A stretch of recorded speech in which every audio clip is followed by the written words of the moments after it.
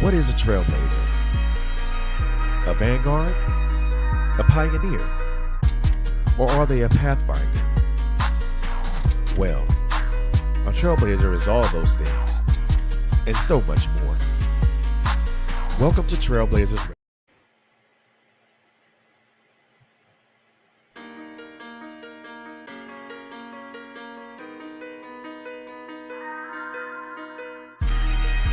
What is a trailblazer? I have an issue here with that commercial, so let's try this one more time.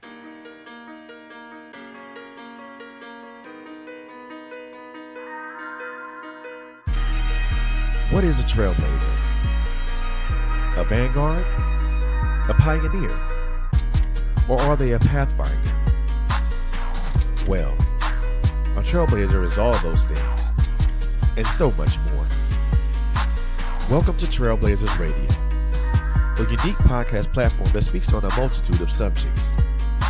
Our goal is to educate, edify, and entertain. We are unafraid to open those closeted doors, and no matter what, we tell it like it is. Period.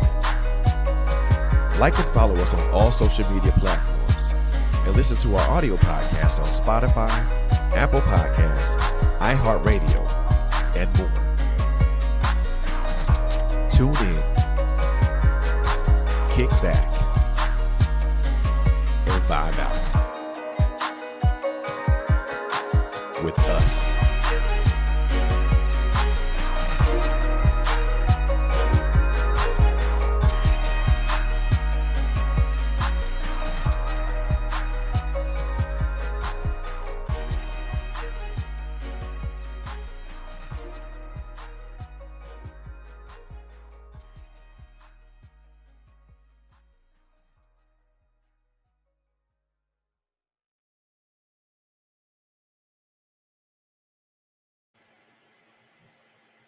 Cool.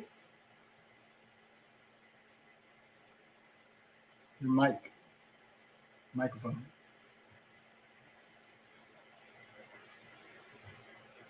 Can't hear you.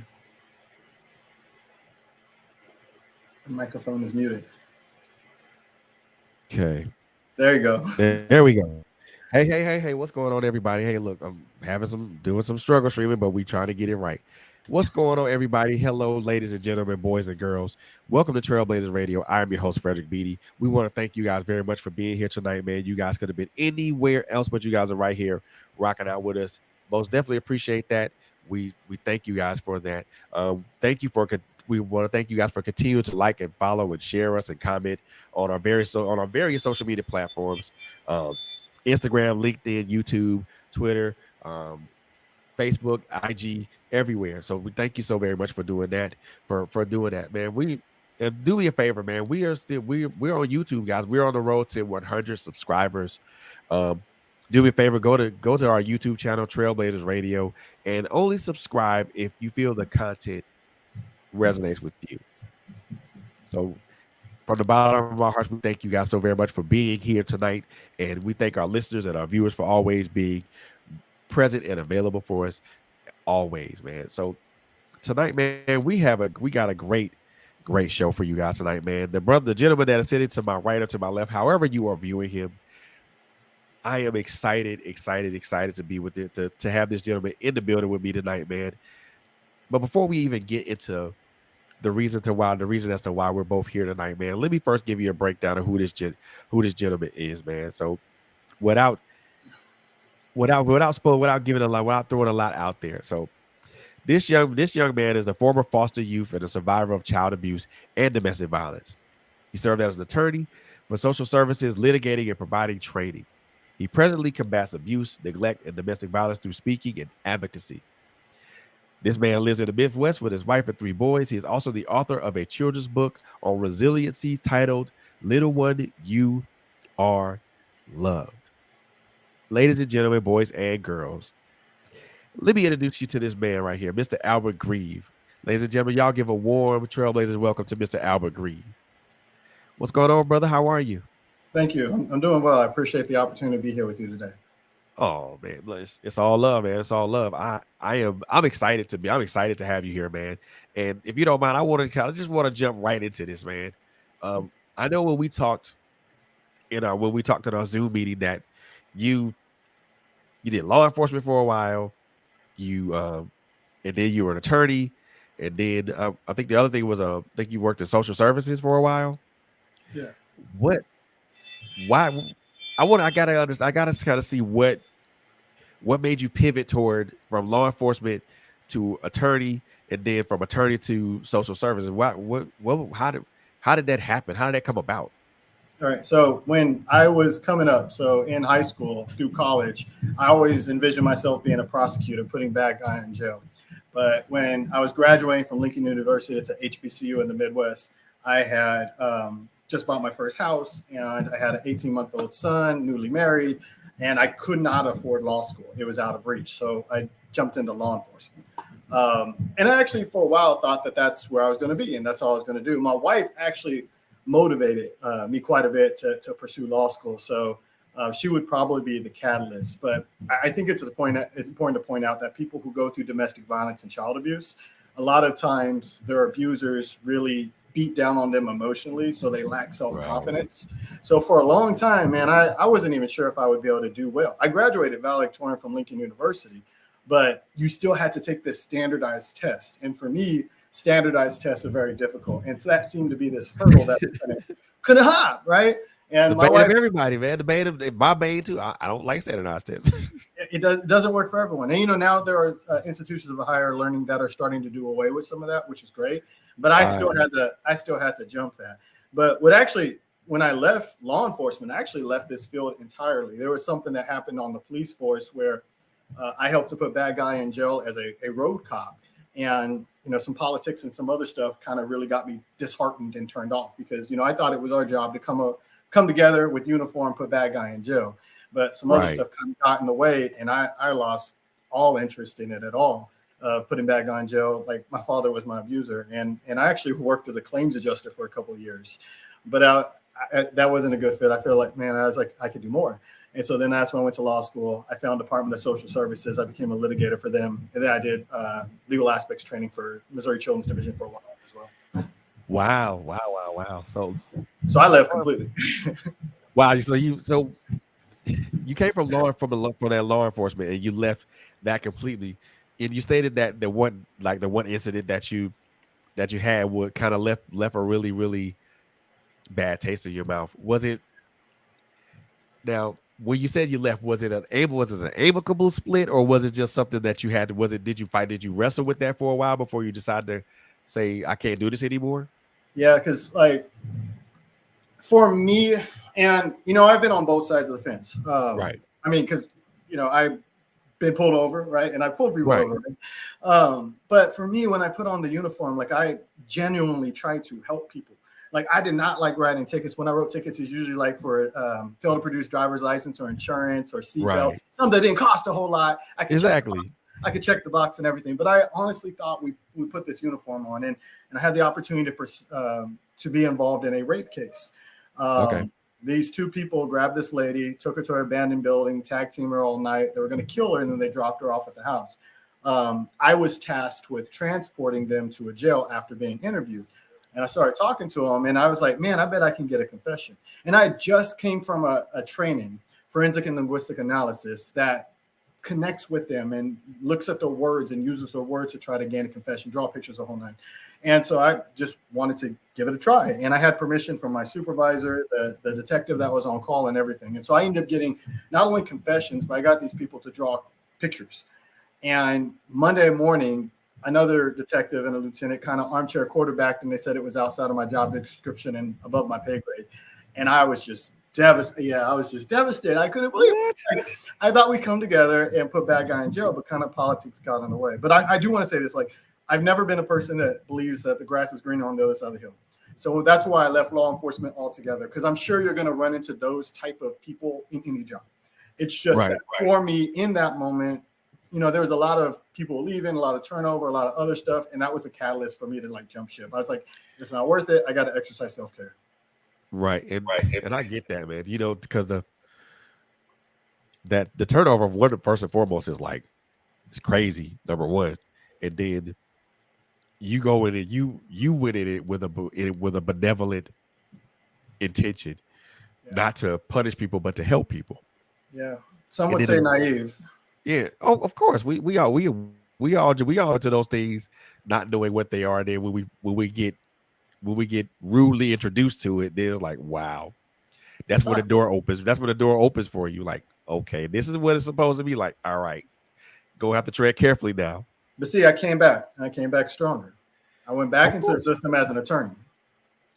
Now, see, that was another pivot. To now, that was another pivot for you. You went from law enforcement to attorney, and then you graduated valedictorian at law school, No, undergrad, Lincoln University. an undergrad. So, I so you did good in graduated. law school, but there are a lot of valedictorians. It was hard.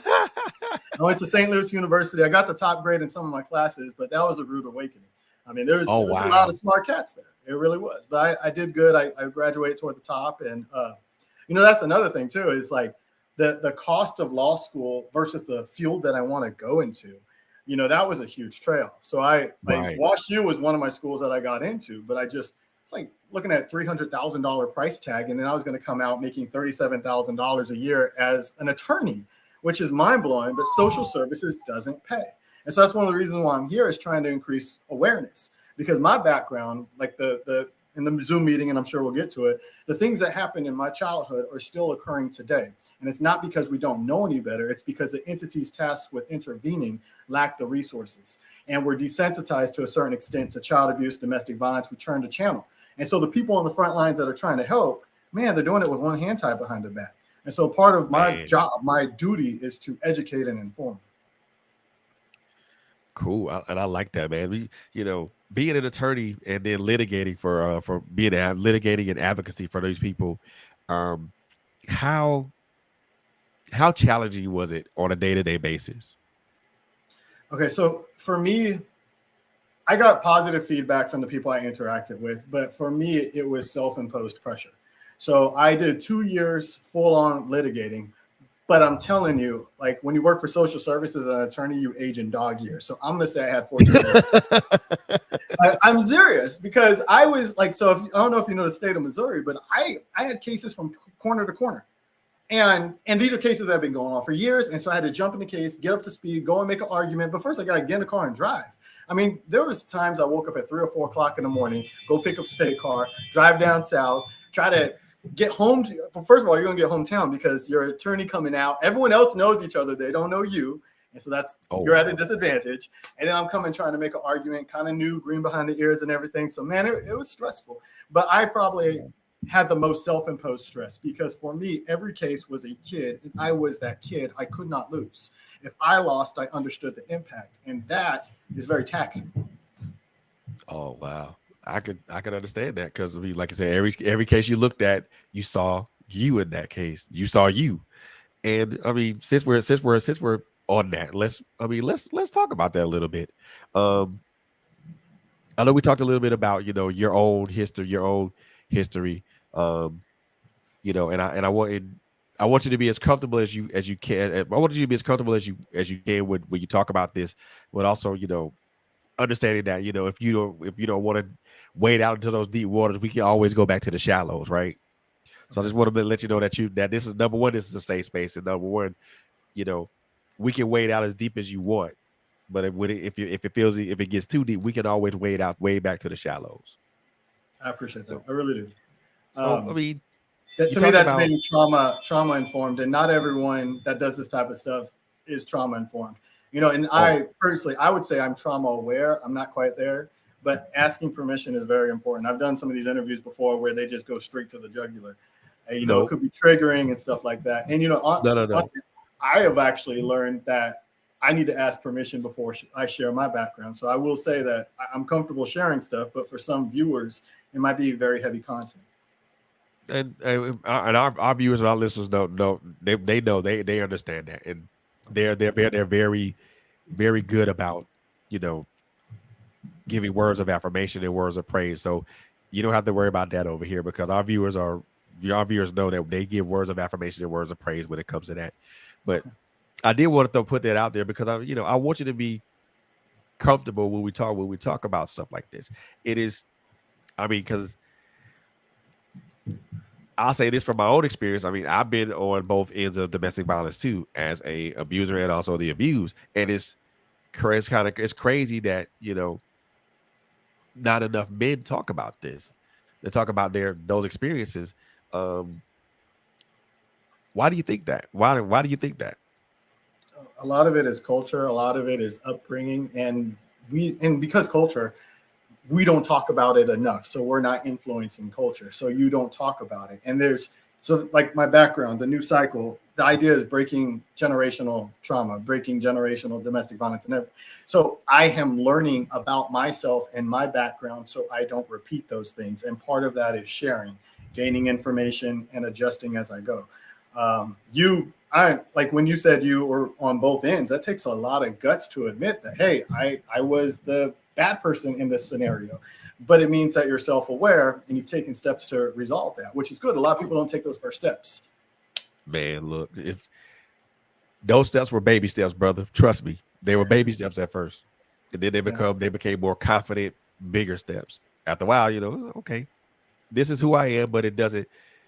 This is who I am. This is who I am, but it doesn't make up what I am. Right. It's just a part of me growing and learning to be a better person. So I understand. I get you on that, man. We as men don't talk about that because of a lot of based on what you just mentioned. Um, I can also add stigma. Um, any man talking about emotional stuff, it's automatically just boo. Don't talk. Yeah. You're not a man if you're emotional. Well, I'm a human being first and foremost. What's wrong with you? Yeah. You know, from my background personally, being a cop, you don't talk about this stuff, right? You're supposed to be the calm in the storm. But I'll tell you this, like with one exception, I was really never legitimately scared on the job because nothing really compared to my childhood. Like Right. I was in Jeff City, Missouri. I did not feel it was dangerous. If I was in St. Louis, Missouri, it'd be different. I mean, you could be on your MDT and someone just walk up and pop you through the window, which Oh is horrible. wow. And that has happened. It's in the news. So like I felt pretty comfortable in Jeff City. I felt like most of our dangerous stuff were people coming from larger cities, and it was pretty true. There's only one situation where I kind of felt like, what the heck am I doing? There's this guy that was firing a gun. We didn't know where it was coming from, and I'm running toward the gunfire, and it just seemed very counterintuitive. Like someone is shooting, I don't know where they're coming from, and I'm blindly running toward it. But that was the only time in the job where it felt like very uncomfortable. But other than that, it's like nothing really compared to my childhood. So as a cop, you have to be tough and strong. And then in the legal profession as well, too, you got to show that you're competent, you have mental fitness and stuff.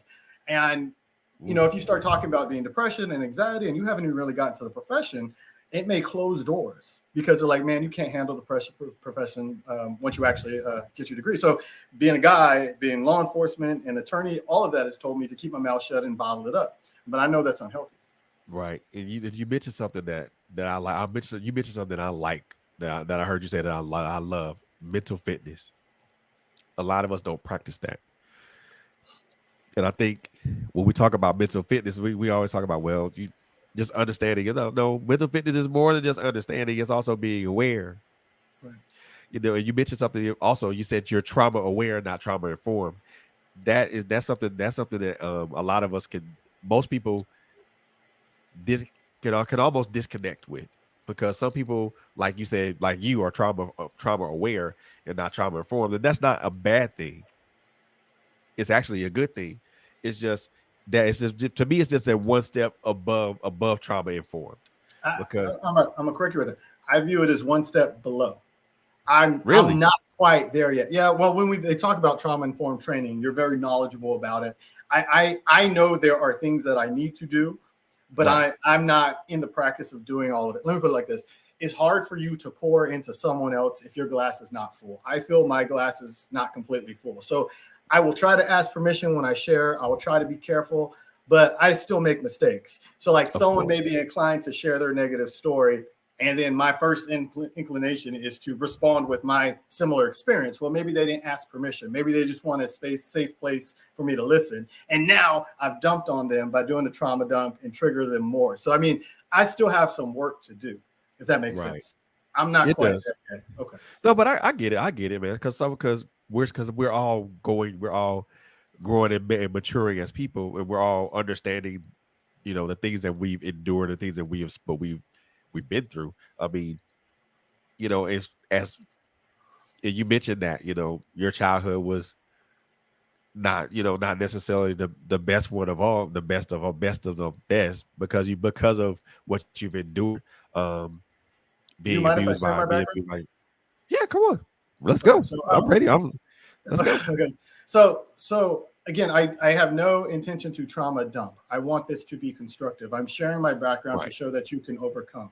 And in the work I do, so I primarily do presentations at conferences, Missouri Office of Prosecuting Services, where I talk about my background, and I use my Child Protective Services records to support my position. I'm from the Show Me State, but Right. also to show the documentation and the leaps in logic, the errors that were made during the investigation. And some of it is really jarring. I mean, I could just put up some of my records, and that alone is shocking enough. Wow. But I grew up in Sacramento, California. I was a middle child of three. My dad was white. My mom was black. Um, I'll give you a condensed version, and you can follow up with questions. My mom Gotcha. and my father both had mental health in their background. My mom was abused as a child, and this is like in late 60s, early 70s. No one really was trauma-informed, or at least not to the extent they are right now. Right. So they just labeled her as depressed and gave her meds. Then she met my Ooh. father, who was abusive. And so what would happen is every time he physically abused her, he would weaponize her mental health to the authorities. So my mom is getting beaten, and there's all this there's incest going on in the house and stuff. There's a lot of stuff going on. Wow. And my mom would be very hysterical. And so when law enforcement would come, he was to say, hey, look, she's on Halidol and Cogentin. These are the meds she's taking. I'm trying to take care of this poor mentally disabled black woman. And so they would put the cuffs on her and they'd put her in a mental institution. This process escalated both with violence and the meds that they would give my mom. And, I've grown talking about this. Each time I share, I usually share a little bit more, or at least through the years, because I feel comfortable the world continues to spin. It doesn't blow up. And Exactly. in that process, I've healed a little bit more because I'm letting out some of the toxicity. So when my mom was in a mental institution, my father still liked to have sex. So he would come into the bedroom when my sister was there and have sex with her. And this is just something I grew up with. It was like something that was normal. And it's for this reason. God. So the physical abuse I knew was not okay because I was made to lie about it. So every time I'd go to school and there'd be marks, we'd have concerned phone calls home, but nothing was really done to change what was causing the concerning marks, right? There's no treatment or services. It was basically letting my father know, hey, we're aware that you're doing something bad, but then nothing was done to fix it. So what would happen is the abuse started to change in form, so it was more obscured. And that continued to escalate. And it got to a point where I would go to sleep at night by banging my head. And my sisters didn't like it, and they would tell my parents, and then I would get in trouble for that. And so I started staying up late at night to wait till everyone was asleep. And then this was a coping modality. I just learned this a year ago. I never talked to anyone about banging my head on a pillow until I go to sleep. But apparently a lot of kids that have this type of extreme stuff do that. Well, that's why I would be up late at night and I would see my father come in. So now I have to wait for him to finish with my sister and then bang my head and everything else. And we never talked about the sexual abuse. So I never knew it was wrong. So the physical abuse, I was made to lie about, so I know it's wrong, but we never talked about the sexual abuse. So when we would go do sex ed training in school, it's not like the teacher would say, your parents shouldn't be having sex with the children, right? So it was just something that stayed at home. And then every time there was that call, I would learn that what happens at home stays at home. This is a family business. And so we just kept it locked in. And so then as far as my mom, time after time, she would try to run away. Not every time, but she would run away and she'd get put in a mental institution. And they kept jacking up her meds, increasing the amount and dosage until she recanted time and time again. That's the only way she could get out of this institution, is to say that it was all in her head and recant it. And that reinforced the pattern that my father had. My father actually called Child Protective Services a few times. He's the abuser, but he knew the system and he was weaponizing it. And it escalated to the point where, I would say she didn't run away every time, because my mom did some abusive things as well. She did some stuff that facilitated my father's interactions with my older sister.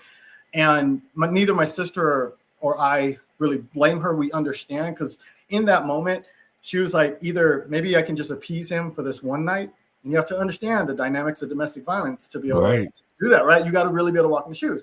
And there were times where she would facilitate that, or she would be the person that beat me. I mean, she gave me one of my worst beatings actually came from her. She put me in a sleeping bag, all the way in a sleeping bag. My head was all the way down, and she beat me with the wooden rod that you hang your poles on, your clothes on, the pole. What? Oh And my yeah, it's God.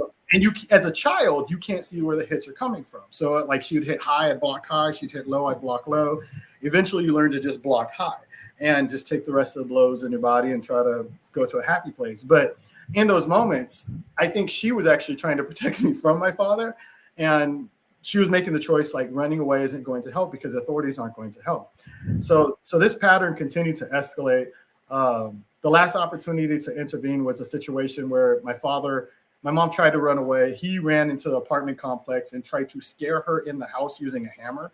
That was the official story. That was accepted by the DA and was accepted by Children's Division. Now, as an attorney and former law enforcement, you have to pause. You have people in a domestic relationship, and someone is swinging a deadly weapon at the other person to cause apprehension, and no action was taken. So my mom ended up getting transported to the hospital. She got several stitches in her head, and then she was placed in a mental institution again.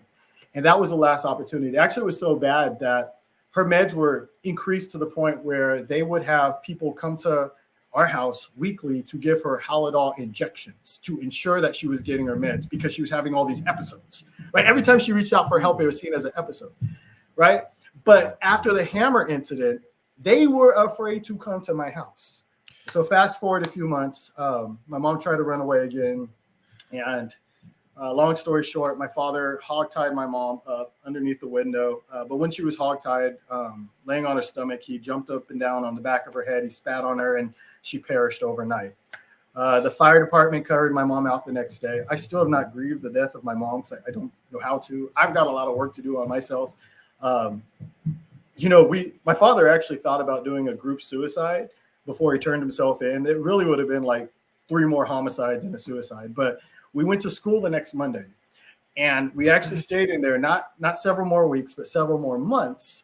And some of the worst abuse that I got, the non-physical, non-emotional abuse, to me, that is the most problematic for me to wrap my head around, because even the physical abuse, I can say it's really extreme, but maybe I did something wrong. But that other type of abuse, that S abuse, there's nothing.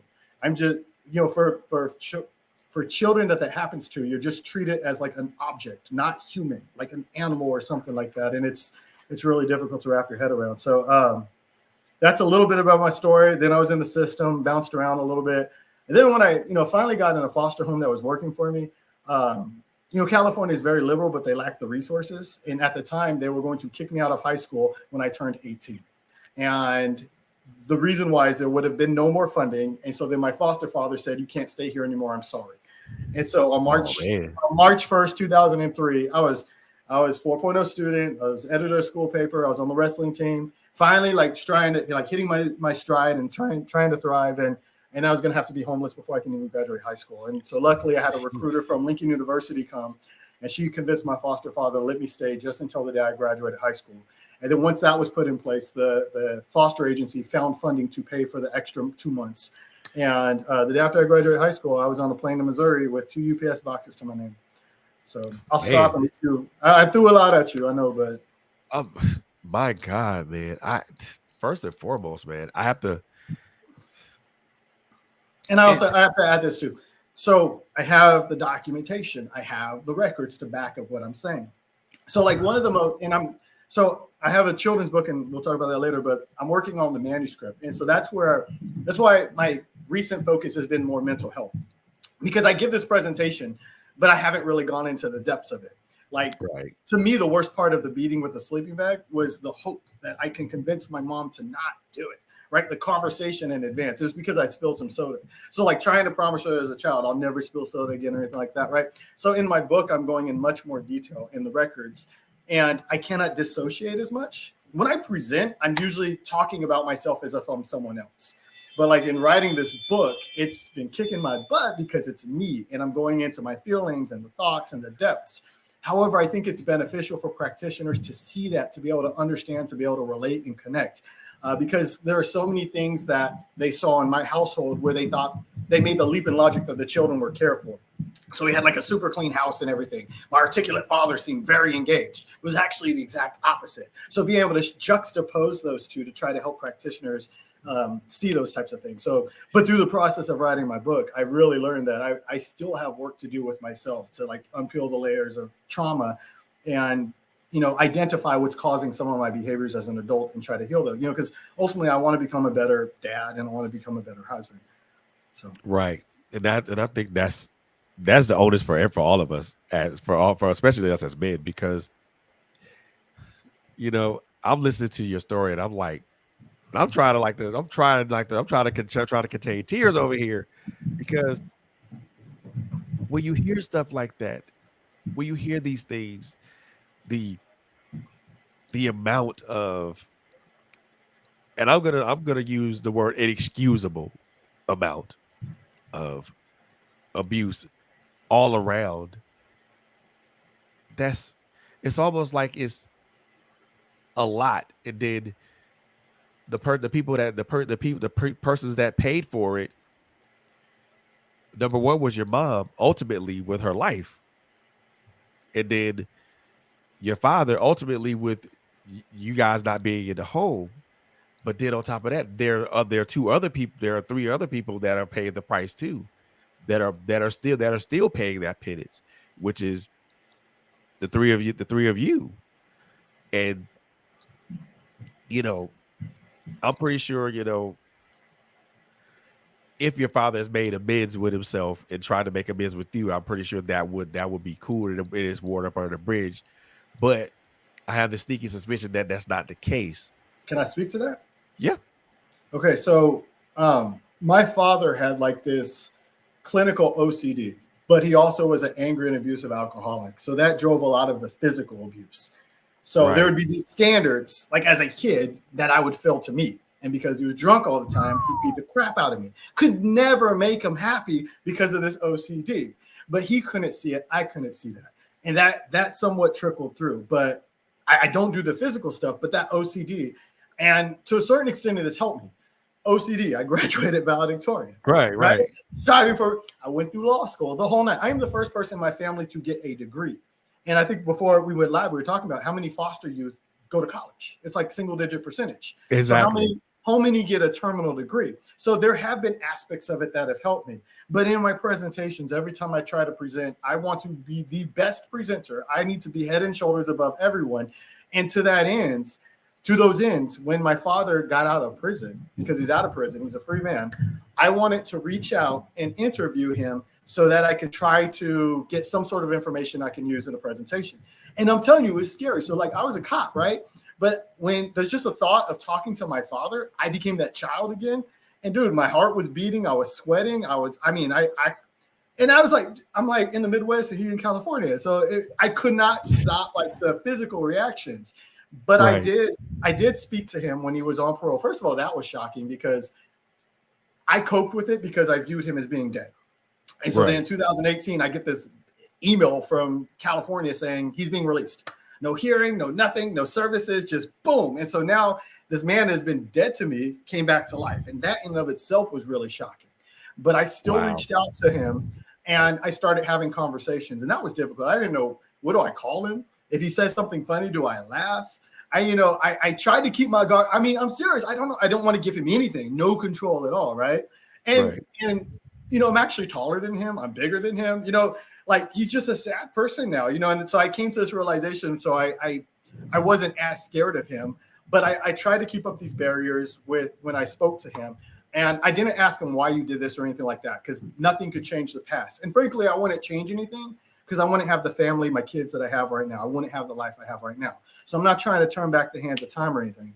But I did have several conversations with him and to elicit information I use in my presentation. My big takeaway is he really wasn't as intelligent, crafty, clever as I thought he was. It was just, I mean, if they had pushed him on the initial stories and lies that were told, he probably would have caved. But no one ever did. They never asked those follow-up questions and stuff. And so as far as whether or not water the bridge or something like that, I'm not trying to change the past or anything like that. But I do find it interesting that when he got off of parole, He was in a halfway house. Right. He had his music blasting. He got drunk. He got into an altercation with someone there. And for fear of law enforcement coming, he fled, left all of his stuff. This was a man that just got Ooh. out of prison and he just left everything. So to me, so you still got the alcohol issue, you still got the anger issue, and you still have that issue of being really transient, because that was something that happened as a child too. We would pick up and move quite a bit because we were so isolated. Anytime there was any hint that someone knew what was going on, we'd pick up and move. So I don't know how much Wow. has changed. I don't know if I will ever forgive him. You know, I definitely can't forget, but I don't have any hatred in my heart, if that kind of makes sense, because, you know, It I does. love the life that I have right now. It does. And I think for you it's more like, and I think this for anybody that's, anybody that's listening or watching right now, it's it's important to reconcile yourself first. Say, okay, I forgive myself. This is, I know what this is. I know what it is, but it's not who I am. And then, then try to forgive others. I mean, like you said, you're not sure if you're able to get to that point right now. And that's most definitely understandable because of it's for you, it's still fresh. For you, it's almost like it happened yesterday. And for some people, for some of us, that's a hard pill to swallow, because you see this person who's done this grievous harm to you, and you're like, and all of a sudden you're transported back to your childhood, and those those malicious experiences, and you're like, gee, I don't do I even want to wade in these waters with this person, because I don't want to give, like you said, you don't want to give this person any modicum of control, or you don't want to give this person any aspect of control, because you're your own person now. You're on your own 2 feet. And also I think the other thing of it is that you look at yourself now as a husband and a father, and you're looking to be better, looking to be way better than he is, Right. and be a much better father, be a much better husband, because and I think as us as men, when we see our parents or our fathers and our mothers, how they interact with each other, some of those things rub off on us. I know for me, for certain, I saw how my mother and my father interacted with each other. And those behaviors rubbed off on me.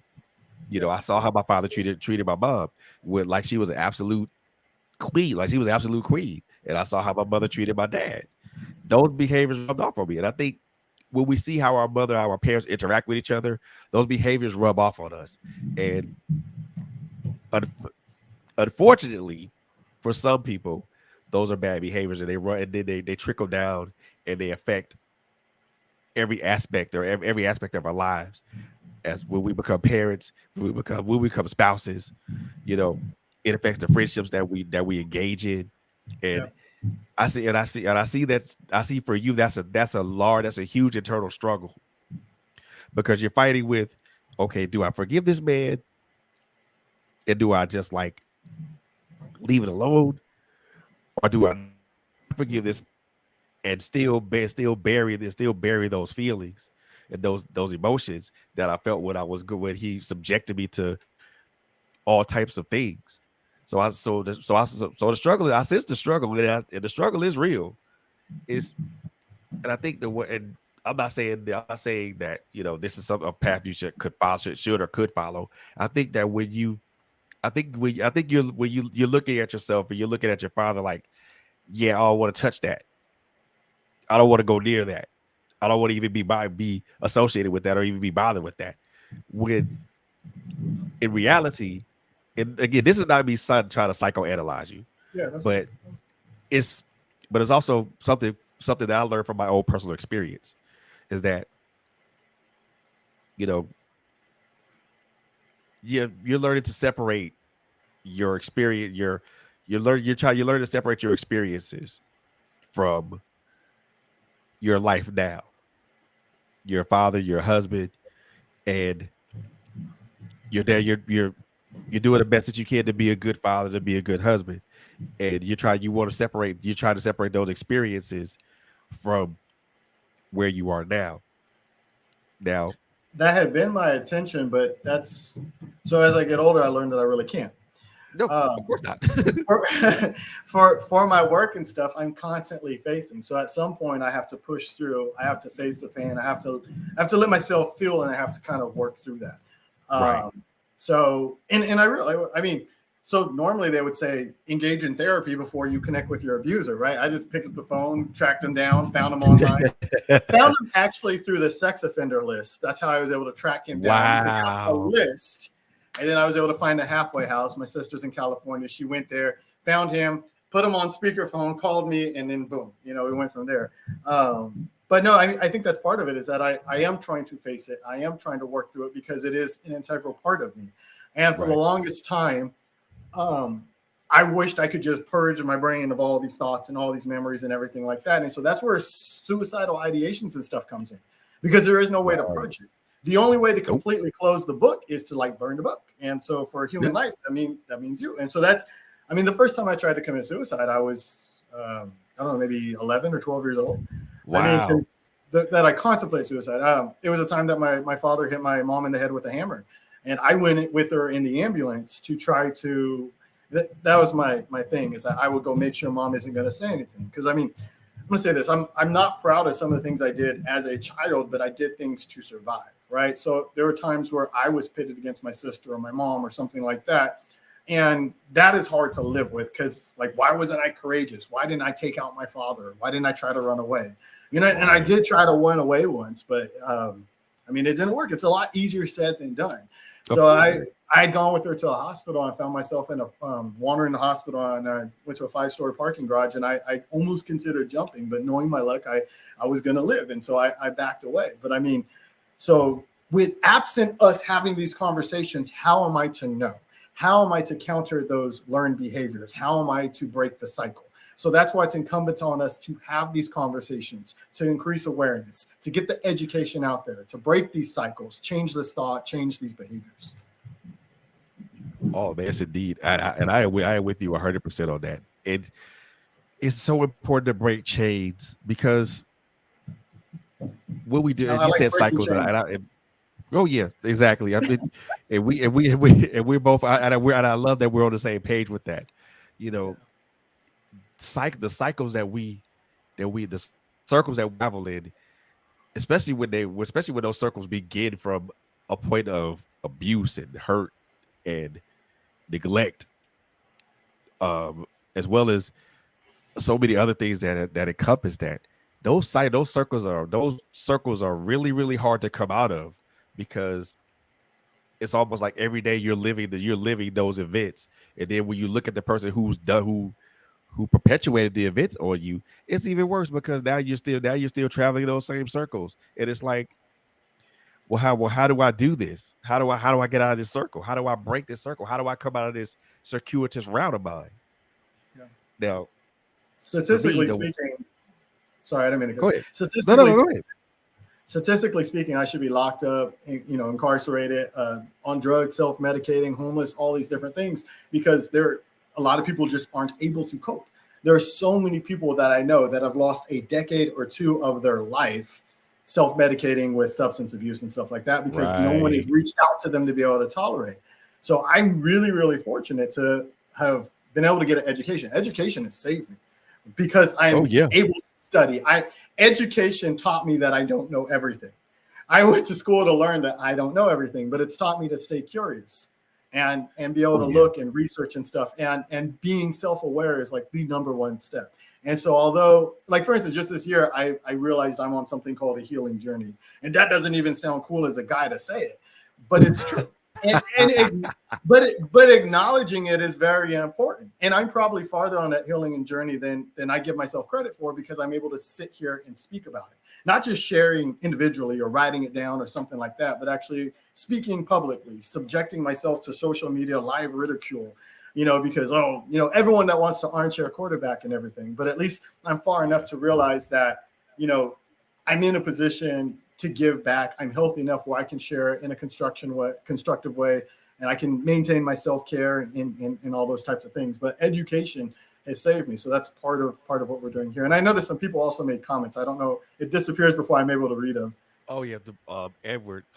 This is one right here. He said, just just looking at how far you've come is mind-boggling. Looking back at the exchanges with authorities and seeing the weakness that let the abuse continue, then moving to mitigate that. I appreciate that. That that speaks volumes to me when he says that, because it it does speak to a shift in your mindset, and a shift in how you perceive yourself.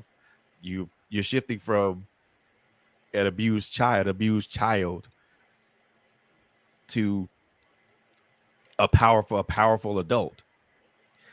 You know, and but you're beginning to realize that that abused child has a story to tell. Yeah. And I think, even for me, it's so difficult for us to, as adults, to tell our story, especially the story, our child's story. It's so difficult to tell that, because where do you begin? You can begin at the beginning, but where do you begin? And I see that, Trey. I mean, you have that story that you want to tell, but there, I know there are some times where there's trepidation, a little bit of apprehension, because you're not sure whether or not it's going to be received Yeah. in a specific way, or whether or not somebody's going to be like, well, nah, we don't want to hear that. And but I know me. I make sure that I'm so open like a book when I talk about my own story, and I appreciate your candor as well, because I know that talking about these type of situations is can become an emotional burden after a while. Because when you talk about it now, it's like in some instances, I think when we do that, we go through the motions of talking about them. But then there's some instances where we talk to people who we're comfortable with, or who we feel we are secure with, or we know that they won't let us wade out too deep and will bring us back to shore if need be. We become a little bit more comfortable. And like I said, you're transitioning from that child to this powerful adult, but you also realize that this child still has a story to tell, and you're telling your story increment at a time, which is good, because I think spilling it all out all in one serving would be too much for a lot of people, especially for those who are for those like we talked about earlier, especially for those who are desensitized. Yeah. They're just going to be like, nah, I want to hear it. You know what? We're desensitized until it happens to someone we know. It was like when I was a cop. Nobody wanted me there until they called. And then I didn't get there quick enough. Exactly. And that's how it works with so your kid gets violated by, and I'm not saying anything against gymnastics teachers and coaches, but your kid gets violated by a gymnastics coach. Now you want to move heaven and earth. Well, where were you when it was other kids being impacted? Right? So that's, I don't know. So, and I do want to mention this because we're speaking about the child and stuff. So that's the reason why I wrote that children's book. In part, I was testing the waters to see if I could actually make a book. But part of it was I still am in touch with, I have a lot of friends that are social workers and stuff. And from time to time, I'll have these conversations about these kids they have on their caseload that are just a hot mess. They can't control them. They can't get to them. You have a caregiver that wants to open up their forever home to a kid. And so then they come into their home, kicking holes in the wall and cursing them out. So the first call they make is to law enforcement. Then we slap handcuffs on them. Right. And to me, that was a kid that has probably gone through way more trauma than we know yet. And the disclosure is a process, and so is healing. But healing can't begin until there's comfort and safety to disclose.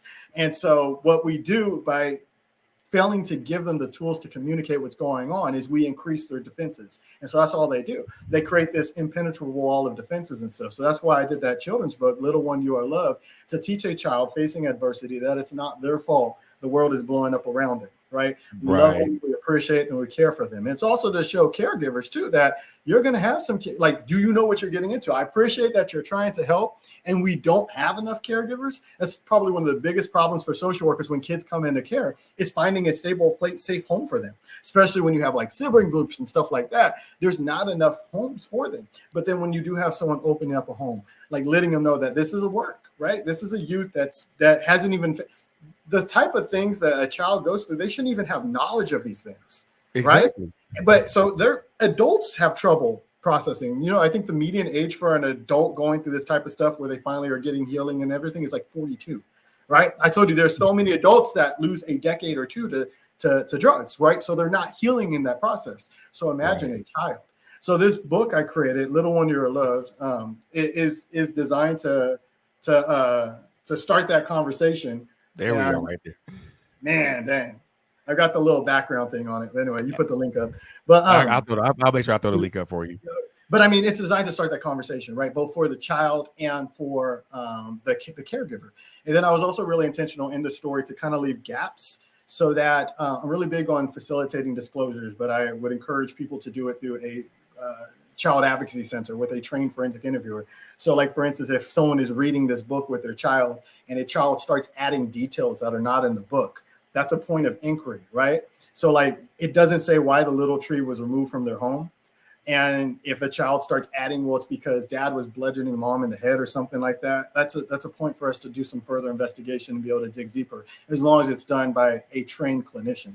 But overall, the story is one of resiliency to show that when a child has gone through these things, they do have seeds of resiliency that have enabled them to survive. And if we could put them in the right environment, they can thrive. Because I want them to start that healing journey much sooner than I did. I'm probably doing all right, doing it in my mid-30s, but imagine if we could reach them while they're still a child, how we can get them on that path to success. Because again, we're talking about breaking the chains and breaking these generational curses, right? Right. The one thing that touched me was the word disclosure. It's a word we talk, it's a word that we use, but I'll say this is a word we use, but we don't use because I think we don't allow disclosure when it comes to kids when they go through these situations, because a child will say what's going on with them and they'll verbalize it and vocalize it, but we as adults we just shake it off like, nah, that's not going on, that's not happening. You're just imagining something. Or Yes. Even when it comes to sexual abuse, it's like, well, you should have worn that. You should have worn that short skirt, or you should have worn that tight dress, or that tight shirt. I'm wearing clothes. A lot of caregivers don't want to believe it's happening, and it's something they can't face. And so if they can resolve it by saying the child is lying, it's easier on that adult. Or there could be things with that parent or caregiver, unresolved trauma, that makes them unable to identify and rectify the situation that's causing harm to the child. That's true. That is so true. I think when we as parents, or matter of fact, caregivers, we as parents and caregivers learn to listen to, I mean truly listen to our children, and understand that, say if something's going on, so I put it like this: if they're seeing something happen to them and they're saying something, we should immediately take action. Not automatically just believe what they're saying, but be investigative and find out what's going on. Yeah, be very open-minded. But there's a lot. I mean, so it just comes back to domestic violence and stuff. There are so many of those pie pieces, like the power and control wheel, where they don't feel like they're in a position to be able to help. Like, that just doesn't seem within the realm of possibility.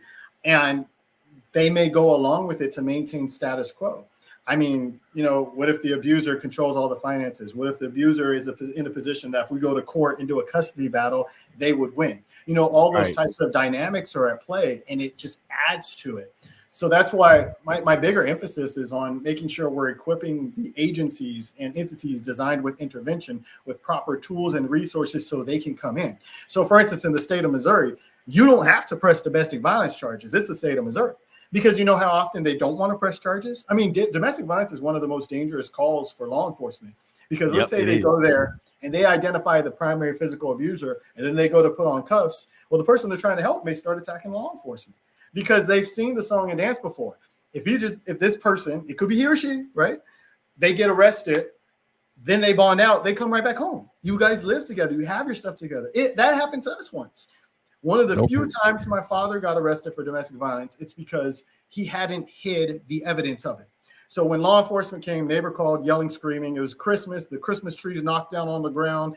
Everything's in shambles and disarray. My mom was disheveled, and they were able to identify that it was my father. But what happened?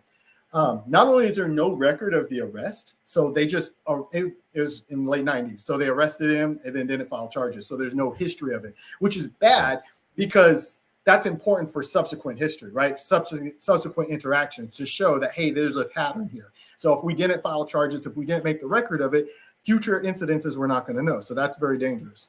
But we got a next door neighbor to Jimmy rig our car at the time. They used a screwdriver and jacked the steering column. And we drove to jail, picked him up, brought him back home. So now we have the domestic violence episode. We have a bond that we have to pay, a bail bondsman. There's damage to the car. Christmas tree still knocked over, and we're back where we started from. It's just now it's worse. And so those type of situations would just prevent the person from being abused from calling. And so you have a child in this situation that's saying, hey, this is going on. Well, what choice do they have? My mom was diagnosed with paranoid schizophrenia. It got to a point where they gave her this, and she's on all these drugs. And anywhere she goes, she's got this mental health history that follows her. She can't be employed. We're on SSA and SSI, all in my dad's name because he's like the caregiver, right? He's the custodian. Oh, goodness gracious. And so what could she do? And so my mom actually did things that made our situation worse, but it was for self-protection, for whatever she could have. And like, I'm 38 now, but my mom died at age 37. Like, despite all of this and reaching out and all the times the authorities were aware, nothing was done to intervene. So until we change the system, until we prevent people from being desensitized, until we really bring this to the forefront. And don't get me wrong, like, everyone's got a social issue. So like, if I post this on social media, how am I going to compete with like an orphan puppy? Right there, exactly, right. Exactly. TikTok dance video and stuff. But to me, this is real human life. This is real lasting impact. And if we could go in and actually intervene, we can not only save lives, but we could change family trees. So like, for instance, my oldest son, I drove from Missouri to Boston. So it's a 3,000 mile round trip so he could run in the New Balance Invitational, the New Balance Championship. So we drove 3,000 miles for him to run a half mile. And he's very, very talented. But how is he going to be able to do something like that if he's afraid for food, shelter, and safety? Right? Exactly. So to me, that's our job, is trying to break these chains. And so that's why I'm in that position where I can give back, and I'm able to connect with you and get this message out there to try to stop it. Because it's not just one single answer to this problem. There's a lot of answers, multiple lines of attack. Of course, like I said, when I went to a domestic violence summit last year, this is the solution to this problem is not cookie cutter. It is not a cookie cutter solution. It's going to require a whole lot. It's going to require advocacy. It's going to require action. It's going to require a lot of both those two words, advocacy and action. But it's also going to require compassion. It's going to require empathy, most definitely empathy. So it's going to require all those things, and like I said, it's not a cookie cutter solution, because if it were a cookie cutter solution, then the solution would already be out there and people would be operating in it. But since it is not, and because every situation is different, every domestic violence situation is different, every child abusive situation is different. Even though they follow along the same basic parameters, the dynamics of them are different. Yeah. And I think when we look at it from just the basic parameters, I think we can kind of, I won't say bypass the differences, but look at it from its base forward. This is what this person's doing. They're physically harming this person. They're withholding money from them. They're preventing them from working. They're emotionally and mentally abusive. They're things of that nature. So we know that those are the basic parameters. Those are the general parameters. Now we can look at what else is it? What else is there? What else is going on besides just the basic parameters? Are there kids involved? Is it an issue where there's a mental health aspect involved in it with either the abuser or the abused or both? So now I think we would look at the basic stuff, then we can kind of explore the other outside dynamics of it, because we all know what it we know what it is. We all know what it is at its base. We all know what it is. It is draw us forward. We what we don't know, what we do know is that also those dynamics are different. And I think, for me at least, the basis of it, the basis to me are the controllable variables. The other stuff, other outside dynamics, are the uncontrollable variables. I mean, I don't know. I mean, I've been on panels like domestic. I've been on domestic violence panels, and I know you've probably been on maybe one or two of them. And it's we all talk about the advocacy part, but we don't talk about the action part. We don't talk about the empathy part. We don't talk about the compassion part. We can all be advocates all day, but when you don't put action behind advocacy, it really doesn't have any concrete meaning, and that movement that you're trying to create doesn't get traction. So I like that. So anyone watching this can take action, but it's amazing how many people won't, right? Because they want to maintain their social media profile and their postings and stuff. But like, just making noise helps. That is concrete, actionable steps that can be taken that don't cost anything. Like, share, subscribe, increase, like flood the airwaves. Let people see this is a bigger issue than we're acknowledging, than we're giving credit for.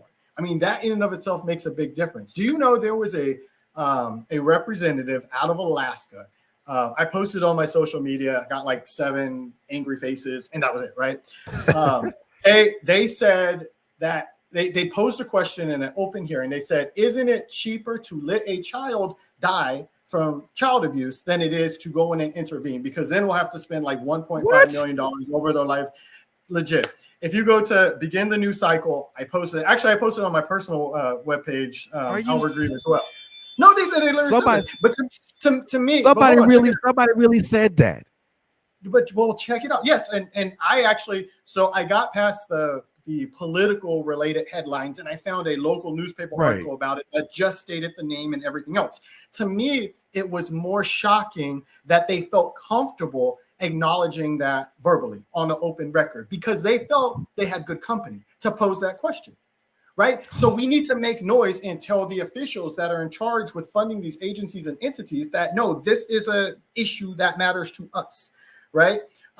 So in my home state, hundreds of employees for social services were let go, but the workload has increased.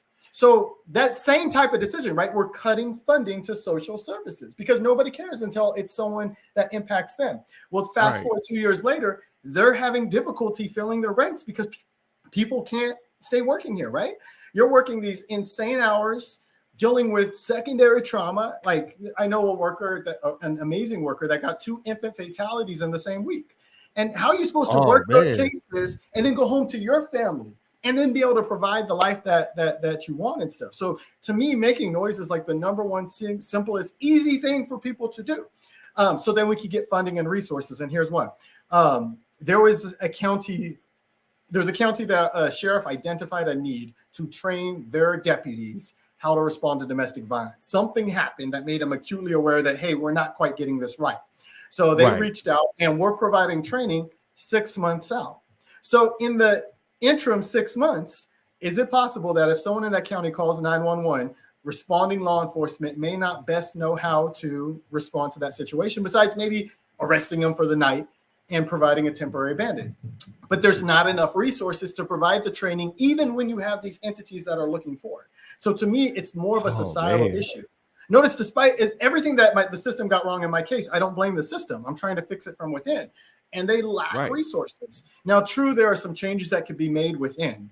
But if you are the captain of a tugboat, there's only so much you could do in the middle of the ocean. And that's where we're at right now. in the middle of the ocean as a tugboat, right? And it feels like what we're doing is just drops in the ocean. But if enough of us can make those drops, we can start making waves and we can really start making change. So that's the number one thing we could do is just us speaking about it, increasing awareness, and making this a social issue that we need to put on the forefront of everybody's minds before someone we'll just put some emphasis on it, before someone gets harmed. But chances are most people probably know people that have been harmed by this, right? And we're desensitized to it. I mean, so again, making noise, that's the number one. It costs nothing. Like, share, subscribe. Oh, for real, man. Look here, for real. And I like that. Tugboats in the water. If you're only just moving a small inch, I think moving a small inch is better than no movement at all. But like you said, we have to be able to fill the ranks of those people, of those that are that one age, of that agency. Get people who care about children to jump into this, but also not only just get them to jump into it, but also just give them the tools necessary to just to be able to, do the job, do what they're doing in the correct way, so that way lives are positively impacted, and not they're not like the two infant fatalities that you just mentioned, because I'm pretty sure that didn't even make the news, right? 2 infant fatalities 1 week to one worker who's already going all over the state to cover for a lack of staffing. And this individual, she's like, I can't do this much longer. And I can't blame her. I understand. But then you have someone with all this training, experience, passion, they care. They're also leaving. So you have yet another opening. And it's not just social services, even law enforcement. So there are good cops. I was a good cop, right? But at least in my city, they're having trouble finding officers, because by the time they go through the process of hiring, they've taken a job somewhere else. And so they actually posited reducing the requirements to become a police officer just so they can hire more people. And to me, that's scary. That's a problem. We're heading in the wrong direction, and we need to do more to fix it. Oh, yeah. And teachers as well. How many teachers are involved with kids? How much do they see? How much domestic violence training do teachers receive? Because that was the source of a lot of my harm, is a teacher making a concerned phone call home. Right. And so then my father will say what he needed to say. And so they feel all warm and fuzzy, not knowing they just made my situation worse. Right. So again, it's a multidisciplinary approach that's required, and it requires resources. It requires us making noise. And I'm with you on that. My father has a saying: if you yell loud enough, somebody's going to come around and see what the hell is going on. Yeah. And the things that, the people that are directly impacted are the kids. The other entities that are indirectly impacted: police departments, departments of social services, advocates and advocacy groups, attorneys who take on these cases and fight these cases, not to mention police officers as well, because like you said, a DV situation is a dangerous one to go to, because there's unpredictability in it. There's so many things that we can do, or that I won't even say can do, that we should be doing. But we're starting, right? Right. We're taking actionable steps right now. We're putting it out there. But there's some other comments too I saw that came across. But I just saw that. One of them was what I said earlier: advocacy without action is not advocacy. Okay. The thing that Edward said was, releasing the power shift needed by law enforcement and the protective services is crucial for the abused to get their power back. 100% agree, Edward. 100% agree. Because whether we want to admit it or not, there is a power shift with law enforcement. Because again, law enforcement DV situations are dangerous situations. Most police officers don't want to. I won't say don't want to, but they loathe going to those because of the unpredictability of them. The other thing part of that power shift is, and this is where I think is the most crucial and most important, is to put laws in place that protect that protect the abused, and that lawfully and rightfully punish the abusers. I mean, there's so many states that there's so many states that I've researched whose domestic violence laws are like extremely lax. Did And I I'm share like, with you? Did I share with you that my father was never charged with homicide? exactly. You like, huh? How? Because the DA in the documentation, it states very clearly that they were unaware there was a history of child abuse or domestic violence. And to me, that's just a huge disconnect. And I've worked at the circuit attorney's office. Do you know how many cases they have? Right. A So lot. then now I'm supposed to go do a deep dive and do a history and contact all these other agencies. I mean, they could have contacted EMS because my mom was transported, fire department, the school, social services, and they don't have time for it because of their resources. And so they look at the little file in front of them. If it's not all there, then they did what they could to close and resolve the case and they move on. But in doing so, my father is a free person walking around, maybe engaging in another relationship and, grooming another child or a granddaughter, and it's repeating, right? Because we don't have the resources in place that's necessary.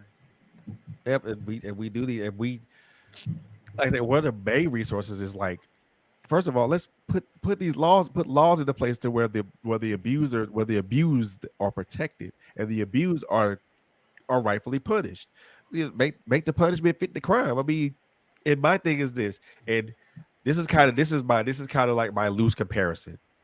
You know, you take drug dealers and you take drug dealers and you put a guy that sells marijuana away for 20 some odd years over an ounce of marijuana, but you won't punish a repeat abuser.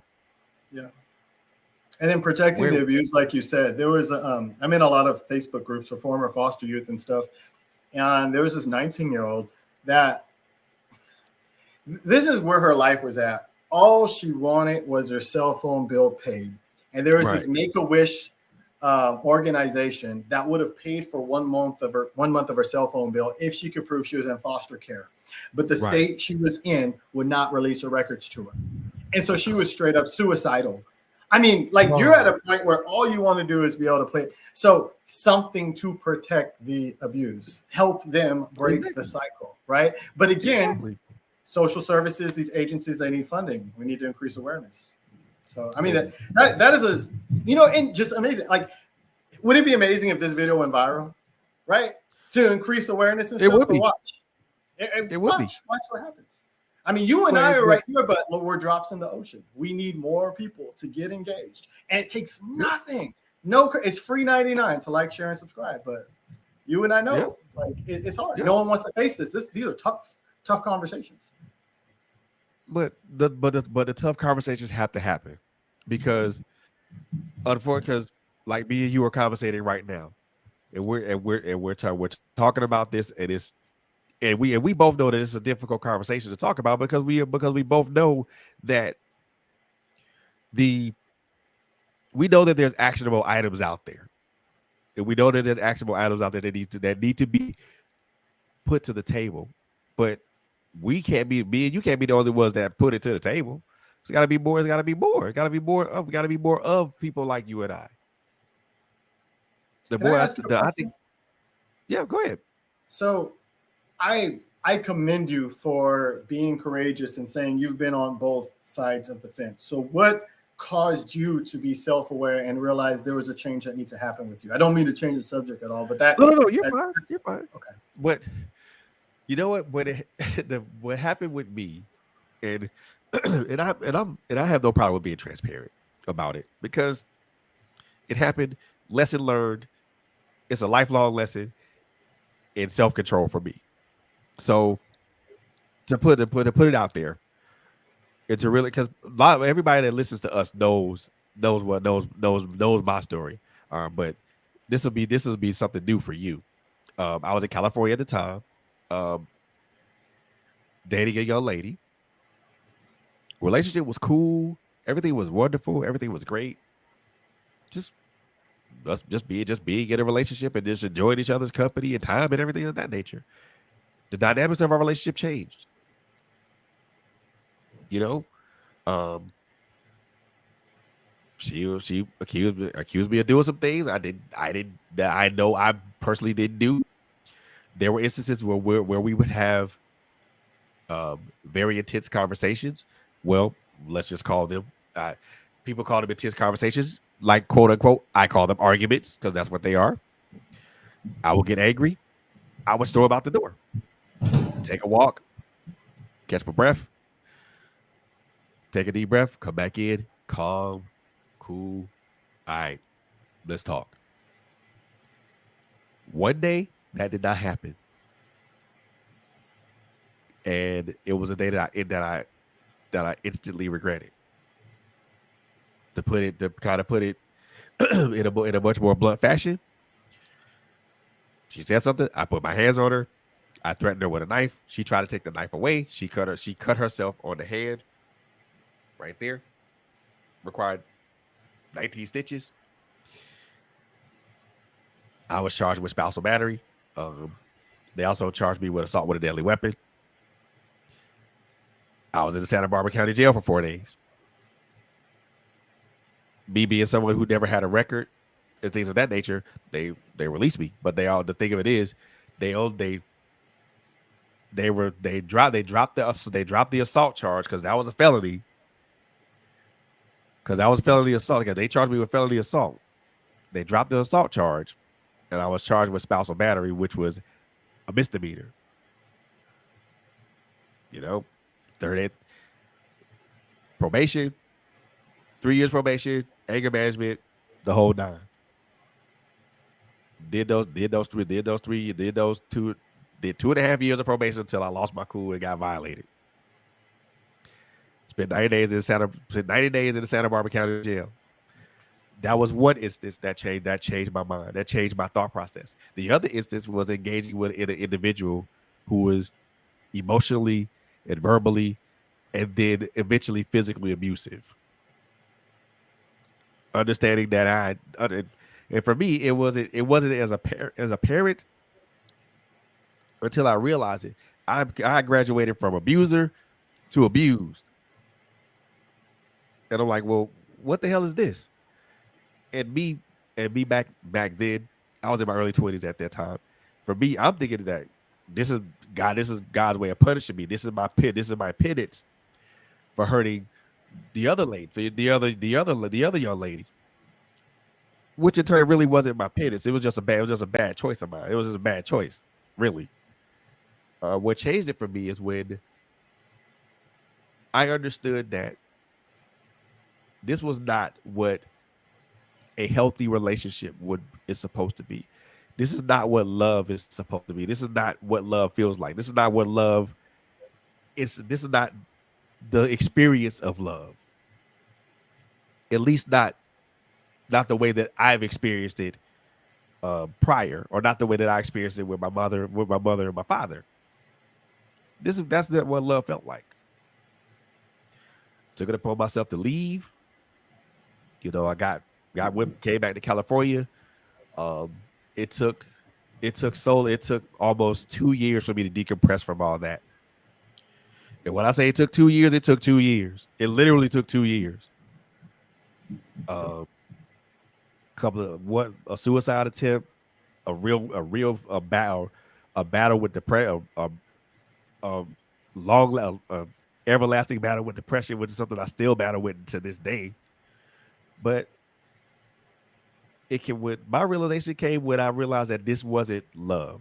It wasn't the type of love that I had experienced before, but with a woman. The type of love that I experienced with my mother and my father. So that's where the realization came for me, and it was a very hard pill for me to swallow, and I had to swallow it because if I did not, I wouldn't be here.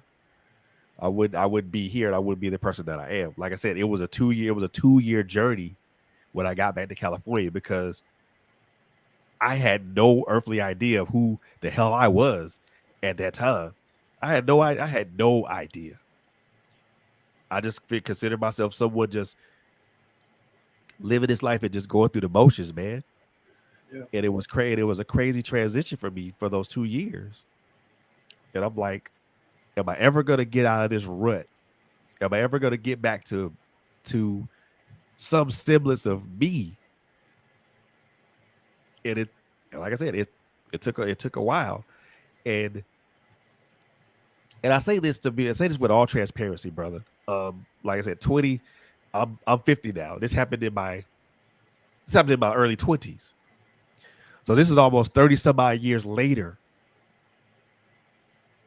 and there's still ripples in that. There's still a ripple effect in that. There's still ripples in the water with that, because even when I talk about it now, there's not so much scorn or not so much crazy looking faces at me when I say it, when I talk about it now, because now it's like, okay, well, he's a man, he's being transparent, and he's letting everybody know where he's at. But that wasn't the case. That wasn't the case That wasn't the case 5 years ago. That wasn't the case 5 years ago, especially if we're talking about it from a transparency standpoint. There will be people would look at you, would look at me and be like, really, you did that? What do you know about all that? Well, I know about all that because I experienced it. And there were times, again, like I said, I'm 50 now, and this is almost 30 some odd years later, and there's still ripple effects. Even when I talk about it to you now, I still get emotional about it. There's still soft spots there. Yeah. And I realize the soft spots there, and for me, the type of person that I am now, I don't mind being emotional. I really don't, because I allow that emotion I allow that wave of emotion to come over me, and whatever that experience is, I experience it, and I allow that experience. I experience it, and I allow it to wash over me, and I allow it to just do what it needs to do. You Yeah. know, a lot of people don't understand, dude. Start to understand, man, that tears are cleansing. They are. They they really are cleansing. They really do help clean you internally. A lot of people don't realize that. They don't understand the power of those things. Those things. And like I said, even when I talk about it now, I get emotional because, again, 30 some odd years later, ripple effects. Yeah. And Someone had said, and it resonated with me, is the body keeps score. So your oh, body always remembers. hell But yes. but I have to commend you because I've been in law enforcement, social services, all this type of stuff, seen a lot of cases and stuff. And when you said when you acknowledged that you've done that you've made those mistakes in your past, that was really jarring to me because I haven't heard that before. But Nope. what you're doing is you're giving other people permission to say, hey, I've made mistakes. Can you help me improve? So Yep. I can't say how much I commend you for not only your sharing, your transparency, but being that courageous, because you are countering the stigma we started off with at the top of this conversation. You are Exactly. helping to change it by using yourself as a case study. And that's what I'm doing as well. So I Exactly. really appreciate you sharing, and like your share moved me because it's genuine. It's still impacting you to this day. You're not just Yep. giving lip service, or this isn't Huh? some line. Like I'm sure you're familiar with the Clubhouse app. I swear there are people that have something pre-typed and they're reading some their statement, right? It Because is they'll go from room to right. room to room. But like I see you in real time, in person, and you're reliving it by telling it. And it's hard for you, which means you recognize there were mistakes that were made. Oh But yeah. you're standing in your power to be able to say, hey, I know this, I've owned up to it, and I'm trying to make changes. I'm making changes. I'm a different person, but it still impacts me. But hopefully Oh yeah. people watching will see that, hey, there's power in acknowledging your mistakes and seeking help and trying to improve. So I really do Oh think. yeah. Most definitely. And even now when I talk about it, I mean, it impacts me emotionally, and then there's still that physical aspect of it, because I'm always reminded of it in some way, shape, or form. I have friends. I have friends that have who have been through stuff, who have gone through things like that, and I talk to them about it, and I let them know that, hey, you're not alone in this. You What's important now is to acknowledge acknowledge that it happened, and then do what you can to move forward. You know, the one thing that I'm learning with me at least now at 50 years old, is that once once you peel back all the layers to who you are, and we all those layers are just like part of a defense mechanism anyway. Once you peel back all the layers to who you are, you realize that there's a little boy or a little girl that has that's hurting. You you you acknowledge that this little boy or this little girl has taken in all these wounds and all these scars. Um, you see this tear, you notice the tear stains on this little boy and this little girl, and your first instinct as someone who sees this, who's peeling back those layers of yourself, your first instinct is to want to embrace them. But the thing that I've learned is that no, don't you embrace them, but then you let them go. The reason I say that is because they've already experienced they've already experienced what we as people go through. That little boy, that little girl has already had the experience of the abuse, the neglect, the scorn, the hurt, the bullying, all those things. That little boy, that little girl has already experienced that.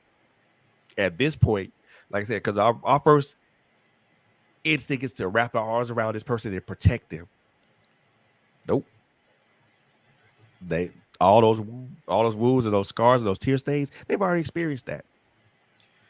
That was time to just let them, that was time to just allow them, allow that little boy, that little girl to just be. Now it's time to just to listen.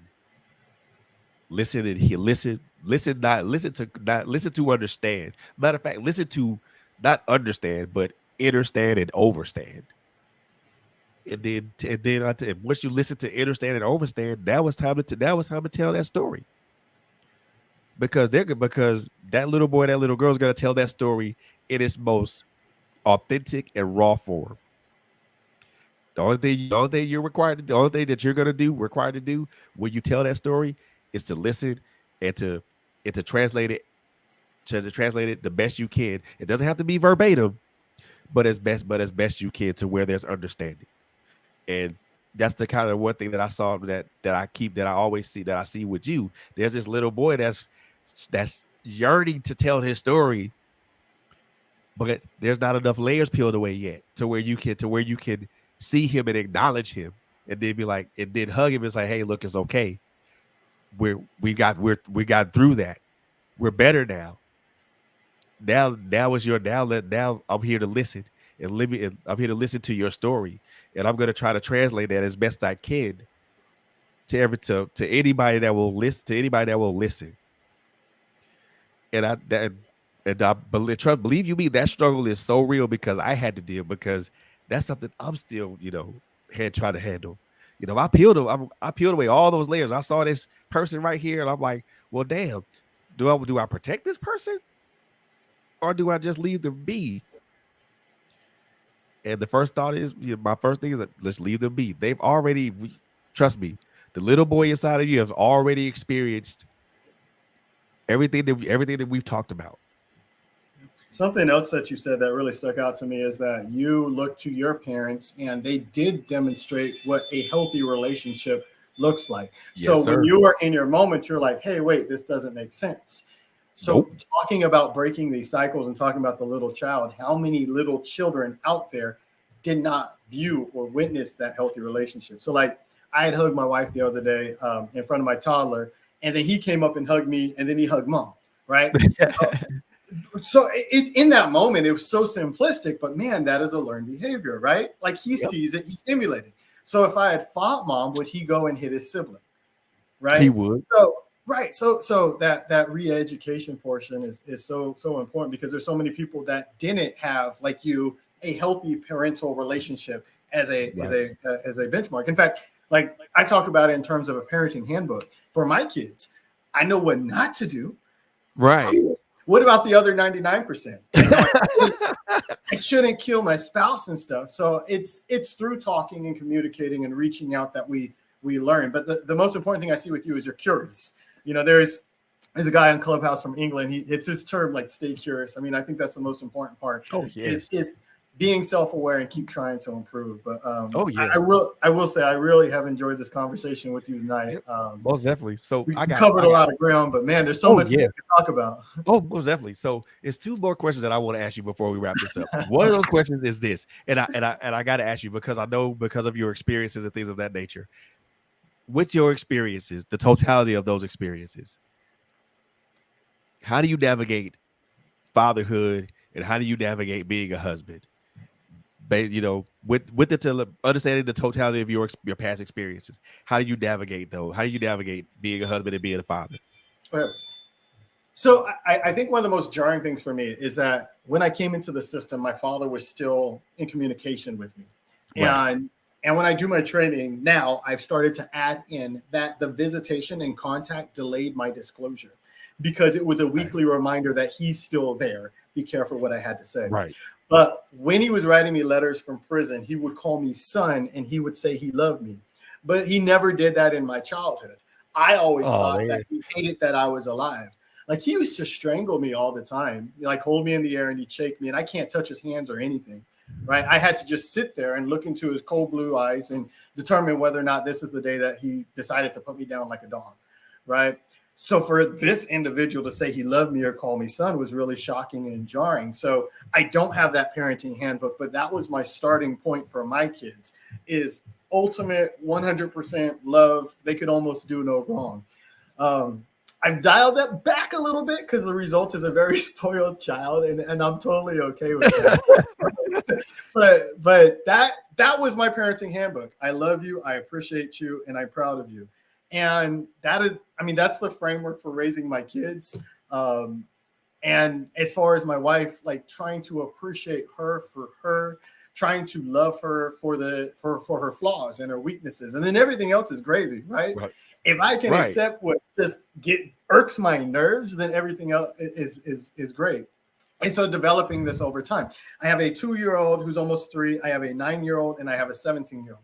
So my strategy for parenting has changed through the years because as I see, because some of the impact of parenting doesn't come immediately. You might not see it for several years. And so now I have a very independent, strong-willed, very intelligent teenager. And not everything he does can I approve of. And so because of that, I'm kind of adjusting things. And so like the OCD thing really kind of came across too, because like Keon is like loaded up in AP classes, top of his class, a national athlete. And I take a step back. Did I push him too hard? Right. So my middle child, I'm trying to take a step back and making sure I'm not pushing him. That's a lot of pressure as a teenager. I mean, legit, like AAU, he took 3rd in Junior Olympics last year in the 800. He's a state 800 meter champion. I mean, we went to New Balance Invitational. And I mean, he's competed on multiple stages like this. And so I'm constantly adjusting and monitoring how I'm parenting, how I'm acting as a husband, trying to be more open, trying to be more accommodating. And it's a learning lesson. But as long, like I said, if you stay curious and keep adjusting as you go, then I think that's right. That's what can you, I'm human. I'm not perfect, right? I know what not to do, but it takes time. Unless you have like some outside entity, unless you can find it on Amazon or eBay, a parenting handbook, it's something that you kind of learn as you go. And I know there's a lot of books and stuff out there,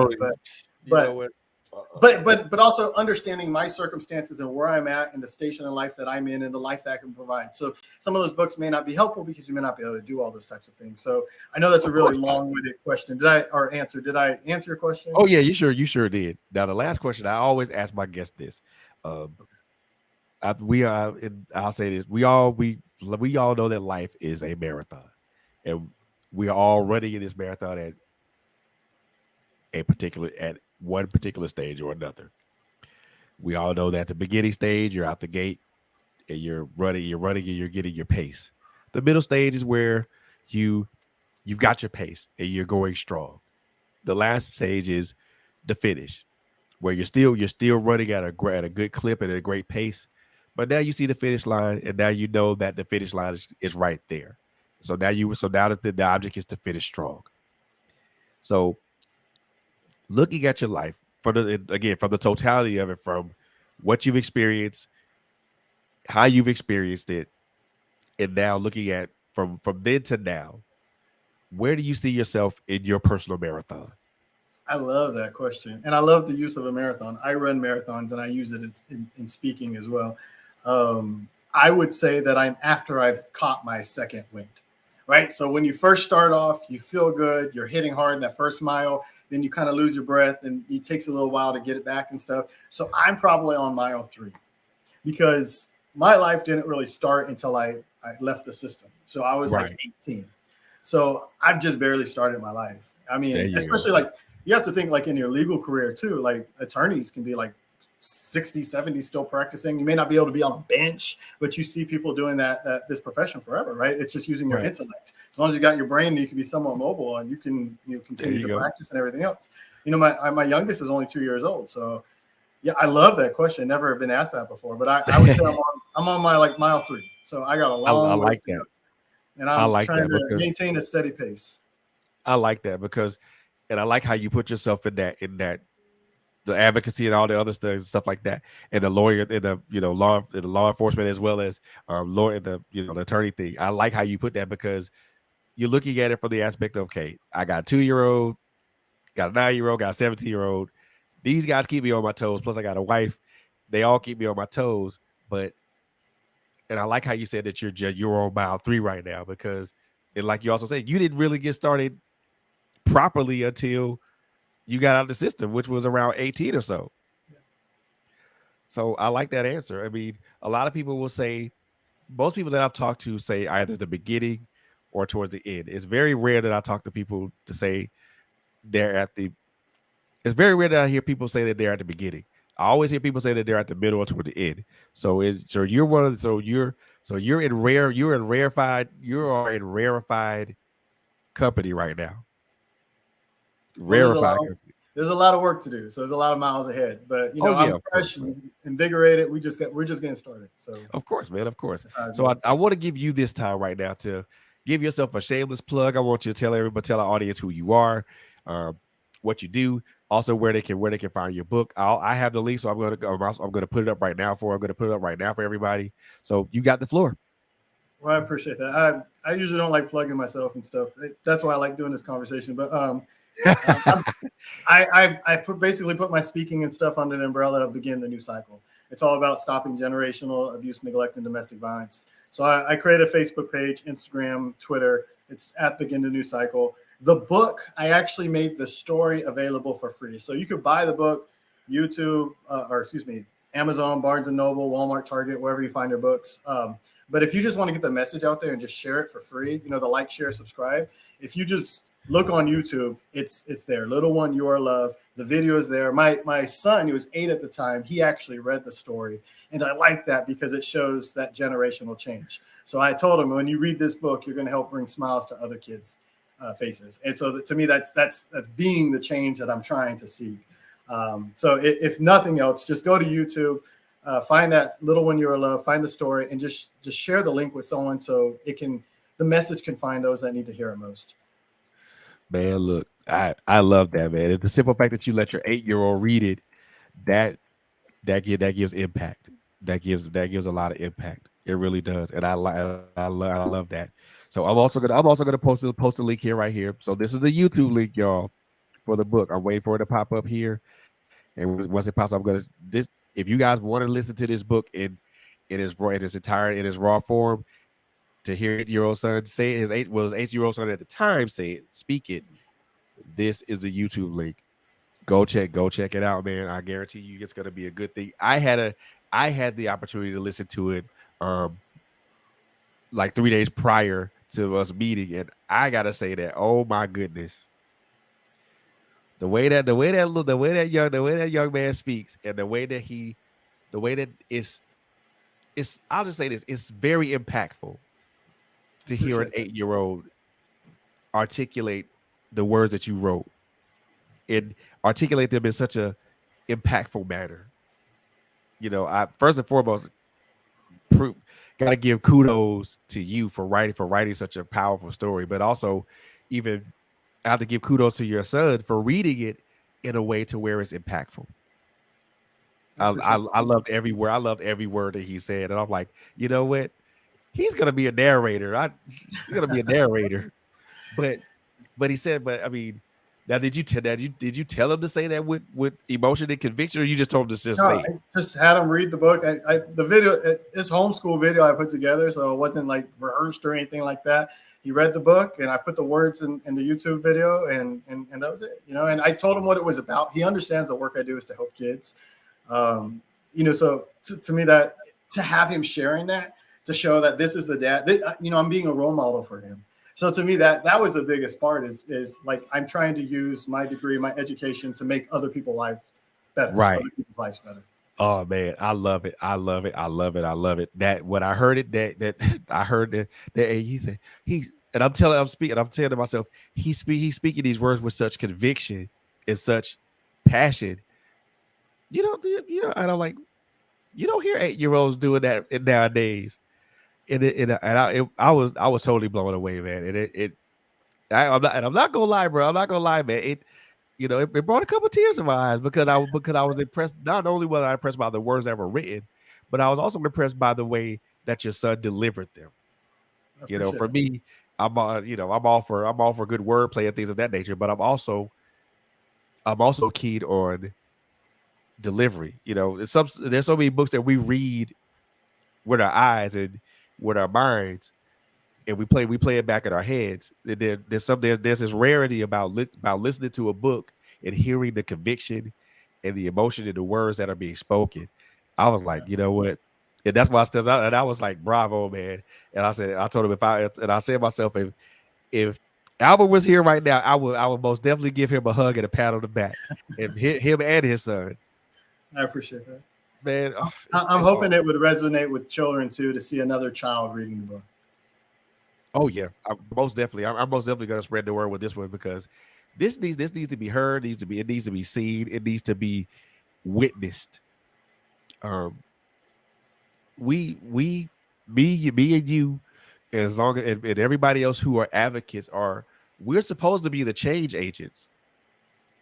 We're supposed to be the change agents, but change doesn't happen. Change is an action word, and you can't change anything if you don't put action behind it. Yeah. So I mean, that's some food for thought for a lot of us to chew on. And I really want y'all to chew on that, man. I really do. Um, but first and foremost, but before we end this particular broadcast, man, first and foremost, I want to thank my brother Albert Grieve for being here um, Thank you. tonight. First and foremost, I appreciate you. I appreciate your candor. I appreciate your transparency. I appreciate you. First of all, I appreciate your breath, and lastly, but most definitely not leastly, I appreciate your bravery. Um, as a man, it takes a lot for us to be transparent and talk about the things that we experience in our lives. So I most definitely appreciate your transparency and your bravery. I salute you, man. I salute you, brother. I do. Thank you. I really do. Um, I most definitely wish you continued success in your in all your endeavors. I mean that from the bottom. I mean that absolute from the absolute bottom of my heart. I wish you continued success in your endeavors, and let's keep in contact, man. Let's connect. Let's try to connect with people to try to push this needle forward, man. Okay. I appreciate it, man. I really do. Appreciate you and your transparency as well. Man, look, it's all love, brother. We go keep in contact and we go push this needle forward, man. That's gonna end this particular podcast of Trailblazer with me, Frederick Beatty, and my guest, Mr. Albert Grieve. Like we said before, go check out his book. It's on Amazon. If you want to get the whole experience of the book, it is on YouTube. There is a link. I just posted a link on YouTube, and I will do it. I will also post it again when I go to Facebook and Instagram, and also and LinkedIn when I put out my thank you post. And I am going to put out a thank you post for thanking you to being here. But I'm going to put those links so everybody can check it out, can check them out. Um, but man, this is going to end our show for tonight, man. Again, I want to leave you guys with this thought. It is something that came to mind as me and Albert were talking. And I said it before. Advocacy without action is not advocacy.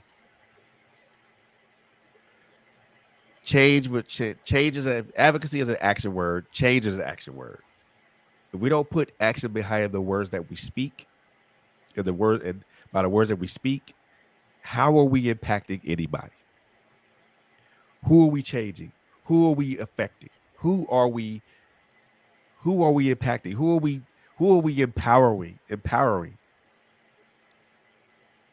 We have to instead of us talking about it, now we have to be about it.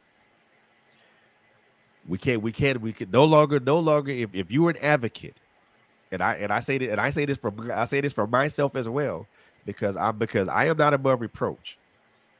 If you are an advocate of any type of social justice, domestic violence, um, domestic abuse, whatever type of advocate you are, you can no longer stand idly by on the sidelines and watch people suffer. You can no longer idly stand on the sidelines and put out a Facebook post or an Instagram post about advocacy and wanting to do change, and you don't put your actions behind your words. My brother Albert is from the Show Me State. If you're going to if you're going to talk about it, you better be about it, because there and I'm saying this with complete and total conviction. There are people out here that are hurting. There are people out here that are suffering. There are people out here that need our not only need our voices, but they need our compassion. They need our empathy. They need our stoicism. They need us to be the voices for them, because they cannot speak for themselves. I said I'm going to repeat this, and I'll leave it at that. I'll leave it at that. If you are an advocate for any type of cause, you no longer have an excuse to stand idly by. You no longer have no excuse to stand on the front line. You no longer have no excuse to stand on the sidelines. You should be on the front lines. If you're not on the front lines, then you're on the sideline. And if you're on the sideline, you have no right to talk at all. Stop being on the sidelines. Get on the front lines. Because honestly, we got people out here that need us to be on the front lines. There are people that need to hear our stories. There are people out here that need us, period. Don't be content being on the sidelines. Get on the front lines. That's all I got. Ladies and gentlemen, I want to thank you guys so much, very much, for being here tonight. Continue to like and follow us on our various social media platforms: Facebook, LinkedIn, Twitter. We also got a webpage, www.trailblazerradio.com, .net. Follow us there. There's a Linktree page coming soon, and there's a Patreon page coming soon. Keep your eyes and ears on the ground for that. And also, make sure you tune in tomorrow to my sister LHG with Critical Conversations. She's going to have a great show for you guys tomorrow evening. And also, make sure you keep your ears on the ground for My Life Has Destiny podcast with Quit Jones and Coco Fenton, as they always bring great subjects and always have great Q&As. And I might surprise you guys on Wednesday and talk about something that I've been thinking about for a while. So keep your eyes and ears on the ground for that as well. But please, I want y'all to do me a big solid though. For my brother Albert, go to his Facebook page, like and follow, share his story. Go to the YouTube channel where the book is being read. Share that out to people. Even do me one more better. Go to Amazon and go purchase the book. You never know whose life you're going to impact. That's all I got for y'all today, man. As I always say, as I end these shows, number 1, take care of each other. Number 2, be good to each other. Number 3, It is a very, very, very, very different and very crazy world out here, y'all. So please, by any means necessary, please be good to each other. That's all. That's all for us tonight, man. Thank you guys for tuning in, and you guys have a wonderful, wonderful evening, and have a great weekend, y'all. Good night.